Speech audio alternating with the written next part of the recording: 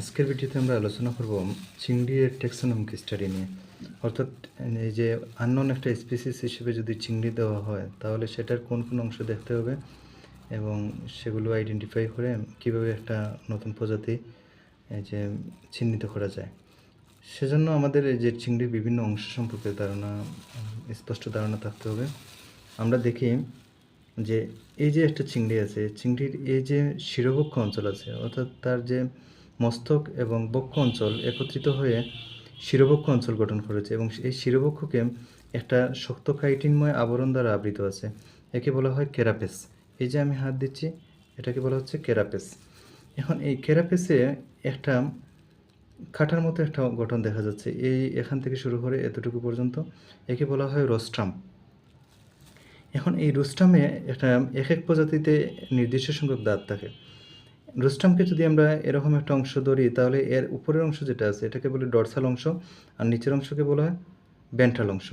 এখন যদি আমরা গণি এখানে যে রোস্টাল টিথ বা রোস্টাল স্পাইন কতটা আছে তাহলে দেখা যায় 1 2 3 4 5 6 7, এখানে 7টা আছে। আবার নিচের দিকে যদি আমরা স্পাইন গণি, যে রোস্টাল টিথ 1 2 3, এখন একটা রোস্টাল ফর্মুলা আছে যে এই যে ডরসাল অংশে যদি 6 থেকে 8টা এবং ভেন্ট্রাল অংশে যদি 2 থেকে 3টা স্পাইন থাকে তাহলে তাকে আমরা বলছি পিনিয়াস মনোডন স্পিসিস। এবং এই রোস্টাল টিথ যদি ভিন্ন ভিন্ন প্রজাতিতে ভিন্ন ভিন্ন রকম থাকে। আচ্ছা, আমরা এই যে একটা অংশ দেখা যাচ্ছে অ্যান্টেনার সাথে যুক্ত, বৃহৎ যে অ্যান্টেনা আছে এই বৃহৎ অ্যান্টেনার সাথে এই যে যুক্ত যে অংশ আছে যেটা আমরা দেখছি সেটাকে বলে অ্যান্টেনাল স্কেল। আর এটাকে বলে বড় অ্যান্টেনা বা অ্যান্টেনা। আর এই যে একটা আছে যে সেটাকে বলে অ্যান্টেনিউল। এই যে দেখা যাচ্ছে অ্যান্টেনিউল। আর অ্যান্টেনিউলের সামনে যেটা আছে সেটাকে বলে ফ্ল্যাজেলা। তাহলে এটা হচ্ছে অ্যান্টিনিউলার ফ্ল্যাজেলা। চিংড়ির যে চোখ আছে, চোখ দুই ধরনের থাকতে পারে, একটা হচ্ছে স্টকড আই আর আরেকটা হচ্ছে সেসাইল। মানুষের যেমন চোখ একটা জায়গায় বসানো থাকে সেরকম যদি চোখ থাকে তাহলে তাকে বলে সেসাইল। আর যে এটা দেখা যাচ্ছে যে বৃন্তের সাথে যুক্ত, বৃন্তের মাধ্যমে অরবিটের সাথে যুক্ত, সেজন্য তাকে বলা হচ্ছে স্টকড আই। আমরা দুইটা বিষয় নিয়ে আলোচনা করব, একটা হচ্ছে ক্যারিনা আর একটা হচ্ছে সালকাস। তো ক্যারিনা হচ্ছে যে এই যে কেরাপেস আছে কেরাপেসের মধ্যে মধ্যে যে আইলের মতো গঠন, জমিনে যেমন আইল থাকে এরকম যে গঠন আছে তাকে আমরা বলবো ক্যারিনা।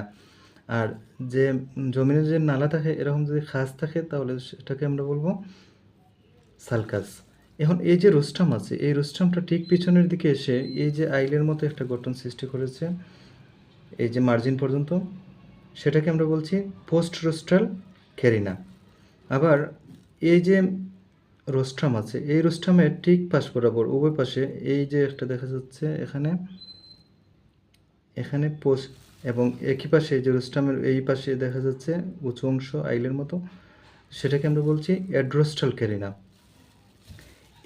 এই যে একটা অঞ্চল আছে এই অঞ্চলে ঠিক নিচে ক্যারাপেসের এই ঠিক নিচে থাকে হেপাটিক রিজিয়ন। এখন হেপাটিক রিজিয়নে দেখায় উপরের দিকে এই অংশটাকে বলা হচ্ছে যে হেপাটিক ক্যারিনা, অর্থাৎ উঁচু অংশ।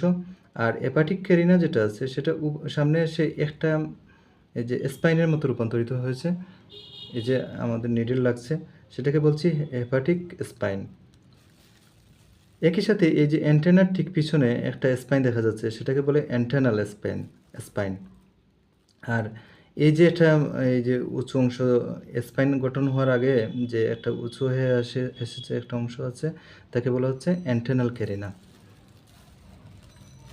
আমরা আসি তার অন্যান্য গঠনের দিকে, যে এই যে চিংড়ি আছে এই চিংড়ির যে বক্ষীয় অঞ্চল আছে বক্ষীয় অঞ্চল থেকে যে পাগুলো বের হয়েছে তাকে বলা হয় ওয়াকিং লেগস। এখন এই ওয়াকিং লেগসের যে প্রথম 3 জোড়ায় যদি চিমটা থাকে খাকড়ার মতো, এই যে দেখা যাচ্ছে যে চিমটা আছে, খুব সূক্ষ্মভাবে যদি দেখি তাহলে আমরা এখানে দেখতে পারবো যে এই যে চিমটা আছে দেখা যাচ্ছে কাঁকড়ার মতো যদি প্রথম 3 জোড়ায় চিমটা থাকে তাহলে তাদেরকে আমরা বলি শ্রিম্প।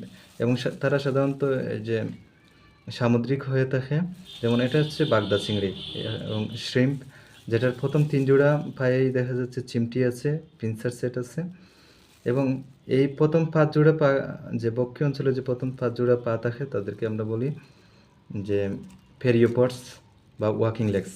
আর পরবর্তী উদরীয় অংশে যে 5 জোড়া থাকে, 1 2 3 4 5, এই 5 জোড়া থাকে তাদেরকে বলে প্লিওপড, অথবা সাঁতারের জন্য ব্যবহৃত যে পা আছে সেটা। এবং চিংড়ির এই যে শেষ প্রান্তে এসে একটা লেজের মতো গঠন সৃষ্টি হয়েছে, তাকে বলা, এই যে যেটা দেখা যাচ্ছে তাকে বলা হয় টেলসন। এবং টেলসনের দুই পাশে থাকে ইউরোপড। এখন ইউরোপডের এই যে বাইরের দিকে যে পাতার মতো ল্যামেলি যেটা থাকে তাকে বলা হয় এক্সোপড, আর ভিতরের দিকে যেটা থাকে তাকে বলা হয় এন্ডোপড।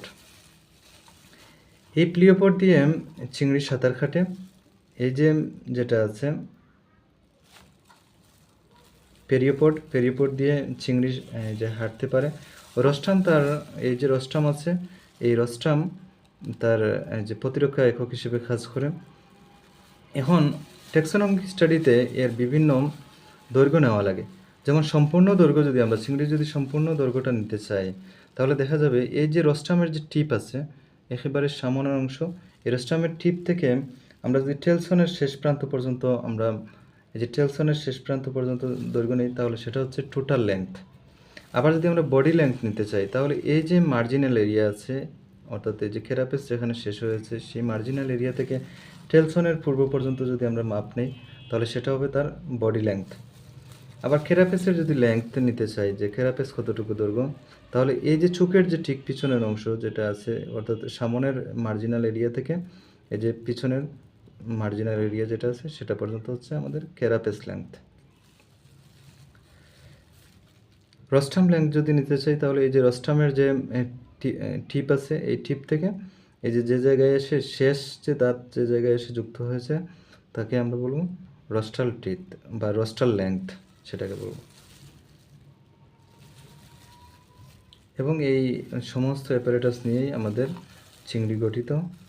এবং এইভাবেই এই যে বিভিন্ন পিনসার সেট বা এই যে অঙ্গাণুগুলোর উপস্থিতি অনুপস্থিতির উপর ভিত্তি করে এক একটা স্পিসিস ডায়াগনোসিস বা যে নির্ণয় করা হয় যে এটা কোন স্পিসিস, এটা পিনিয়াস নাকি ম্যাক্রোব্রেকিয়াম রোজেনবার্গি, এগুলো যে নির্ণয় করা যায়। ধন্যবাদ সবাইকে।